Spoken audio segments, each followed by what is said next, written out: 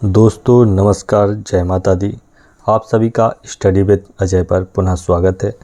आज वर्ग 3 की जो चयन परीक्षा है उससे संबंधित जीएस का जो पोर्शन है उसके लिए ऑडियो के रूप में सारी चीज़ें हम आप सभी के लिए लेकर आएंगे। पार्ट बाय पार्ट सारी चीज़ें आपके लिए लेकर आएंगे।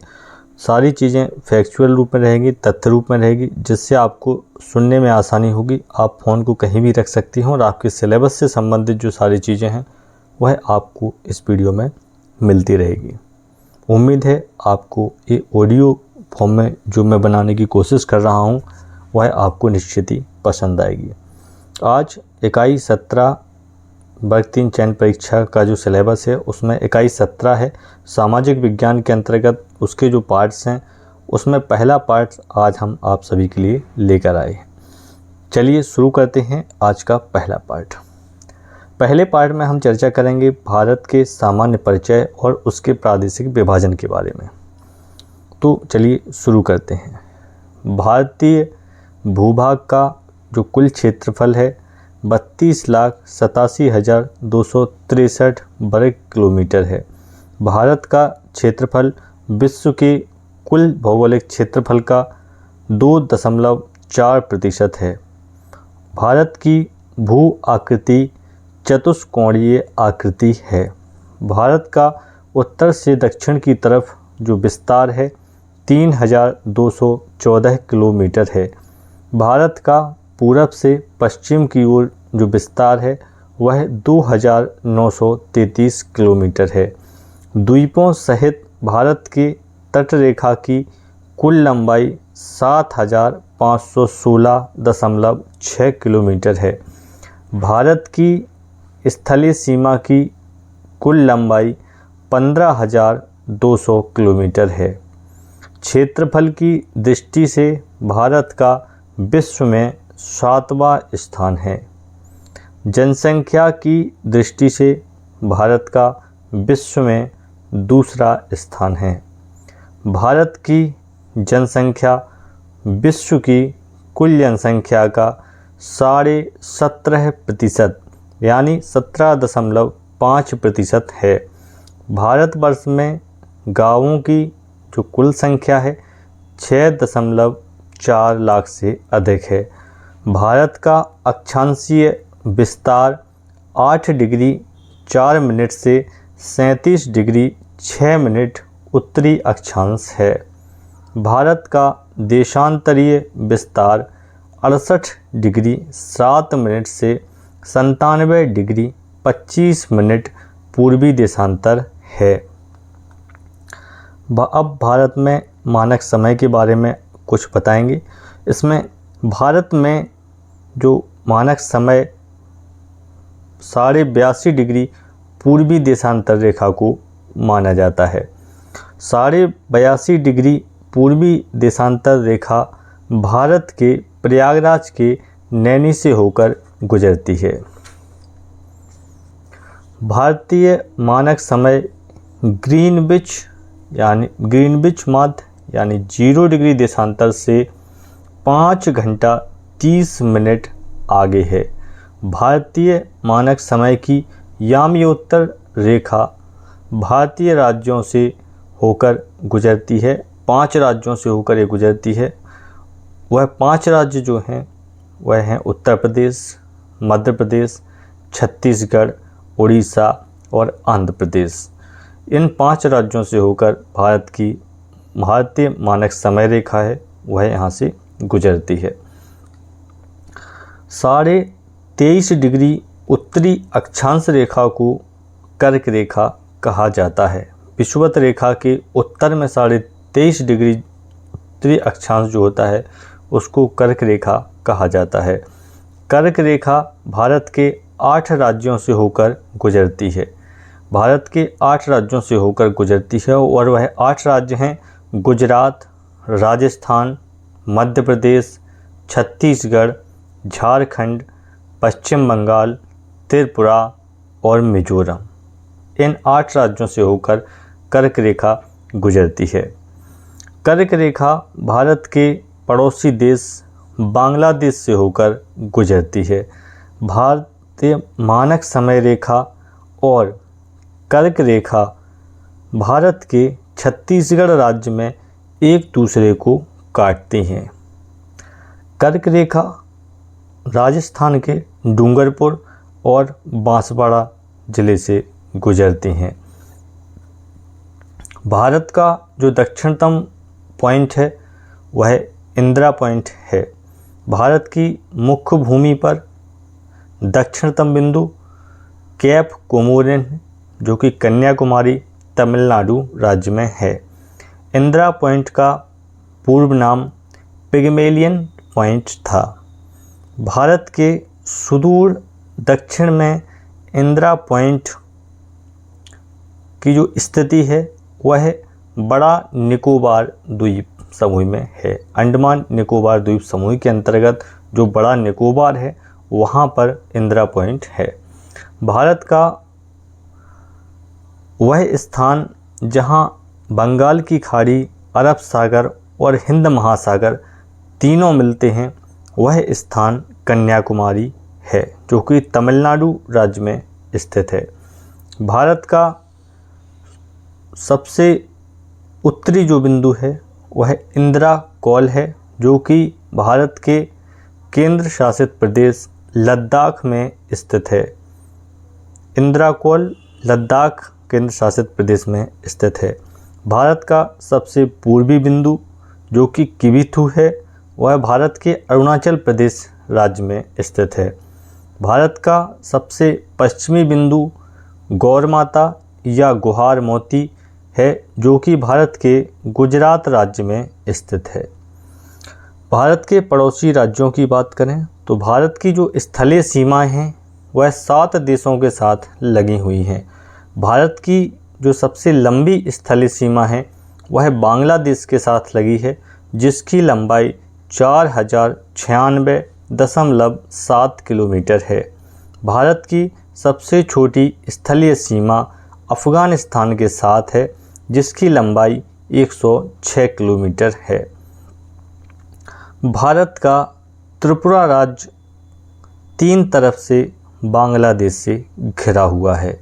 भारत का त्रिपुरा जो राज्य है वह बांग्लादेश से तीनों तरफ से घिरा हुआ है। भारतीय राज्य अरुणाचल प्रदेश की जो अधिकतम सीमा है वह म्यांमार को स्पर्श करती है। अरुणाचल प्रदेश की जो अधिकतम सीमा है वह म्यांमार से स्पर्श करती है। भारत के पड़ोसी देश भूटान को लैंड ऑफ थंडरबोल्ट के नाम से जाना जाता है। भारत तथा पाकिस्तान के मध्य जो सीमा है वह एक अध्यारोपित सीमा है।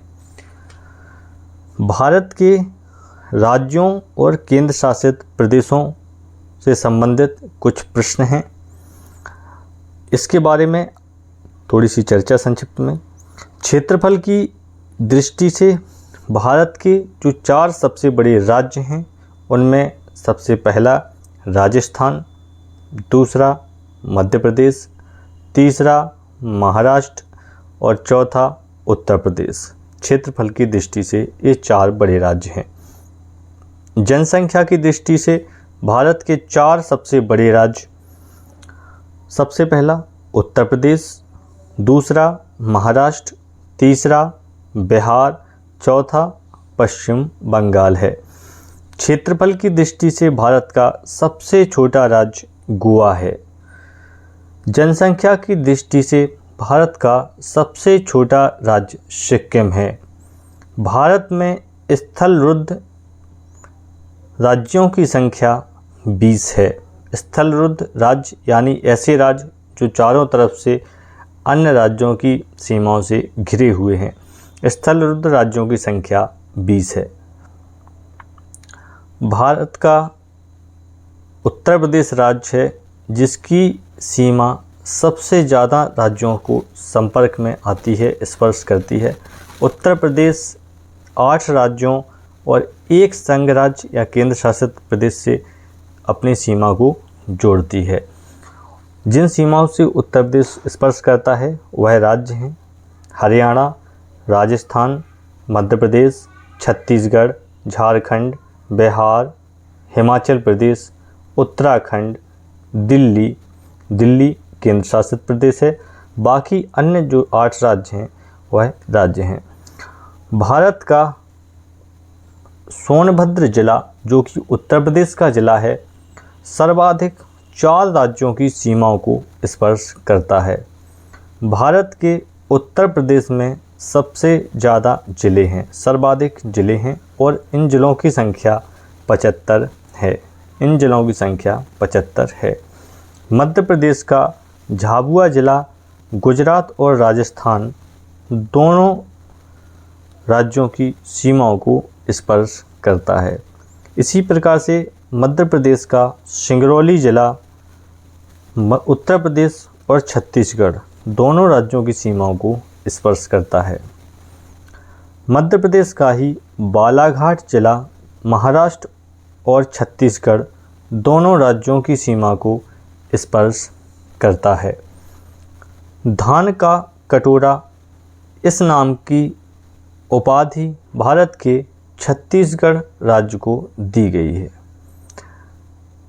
असम को पूर्वी ज्योतिष का स्थान के नाम से जाना जाता है। केरल को मसालों का बगीचा भी कहा जाता है। 7 सिस्टर्स के नाम से जिन 7 राज्यों को जाना जाता है उनमें हैं अरुणाचल प्रदेश, असम, मेघालय, मणिपुर, मिजोरम, नागालैंड और त्रिपुरा। 4 धामों बद्रीनाथ, केदारनाथ, यमुनोत्री और गंगोत्री चारों धाम भारत के उत्तराखंड राज्य में स्थित हैं। उगते हुए सूरज की भूमि के नाम से भारत के अरुणाचल प्रदेश राज्य को जाना जाता है। 5 नदियों के राज्य के रूप में भारत के पंजाब राज्य को जाना जाता है। भारत के कर्नाटक राज्य को सिलिकॉन स्टेट के नाम से जाना जाता है। भारत में सिलिकॉन वैली बेंगलुरु में स्थित है। भारतीय राज्य को कर्नाटक जो भारत का राज्य है उसे पहले स्टेट ऑफ मैसूर भी कहा जाता था। कोचीन का जुड़वां नगर एर्नाकुलम है। कोचीन का जुड़वां नगर एर्नाकुलम है। भारत का कोहिनूर भारत के आंध्र प्रदेश राज्य को कहा जाता है। आंध्र प्रदेश राज्य को ही भारत का कोहिनूर के नाम से जाना जाता है। पाट अंचल भारत के झारखंड राज्य में स्थित है। असम भारतीय राज्यों की 7 राज्यों की सीमाओं से घिरा हुआ है। असम जो है भारत के 7 राज्यों की सीमाओं से घिरा हुआ है। भारत में कुल केंद्र शासित प्रदेशों की संख्या 8 है। भारत में कुल केंद्र शासित प्रदेशों की संख्या 8 है। क्षेत्रफल की दृष्टि से भारत का सबसे बड़ा केंद्र शासित प्रदेश लद्दाख है। क्षेत्रफल की दृष्टि से भारत का सबसे छोटा केंद्र शासित प्रदेश लक्षद्वीप है। जनसंख्या की दृष्टि से भारत का सबसे बड़ा केंद्र शासित प्रदेश दिल्ली है। भारत का पुडुचेरी 3 राज्यों में विभाजित किया गया है। पुडुचेरी जो केंद्र शासित प्रदेश है वह 3 राज्यों के अंतर्गत उसका हिस्सा आता है, जिसमें से यनम आंध्र प्रदेश के अंतर्गत आता है, कराईकल तमिलनाडु के अंतर्गत आता है और माही केरल के अंतर्गत आता है। ये इकलौता ऐसा केंद्र शासित प्रदेश है जो 3 राज्यों के अंतर्गत इसको आता है। भारत का एकमात्र जो बैरन द्वीप है जो कि सक्रिय ज्वालामुखी है, यह अंडमान एवं निकोबार द्वीप समूह में स्थित है। मैकमोहन रेखा भारत और चीन दोनों देशों को अलग करती है। रेडक्लिफ रेखा भारत और पाकिस्तान दोनों देशों को अलग करती है। इसी तरीके से डूरंड रेखा भारत और अफ़गानिस्तान को अलग करती है। ये कुछ महत्वपूर्ण तथ्य हैं भारत की एक सामान्य जानकारी से संबंधित। मुझे पूरी उम्मीद है आपको ये सारी जानकारी जो कि एक तथ्य के रूप में आपको दी है, आपको निश्चित रूप से पसंद आई होगी। अगर आपको ये जानकारी पसंद आई है तो आप इसको लाइक करिएगा, चैनल को सब्सक्राइब करिएगा, साथ में कमेंट में लिखिएगा, तो मैं ऐसे ही और महत्वपूर्ण जो वीडियो रहेंगे वो आपके लिए लाता रहूँगा। नमस्कार, जय माता दी।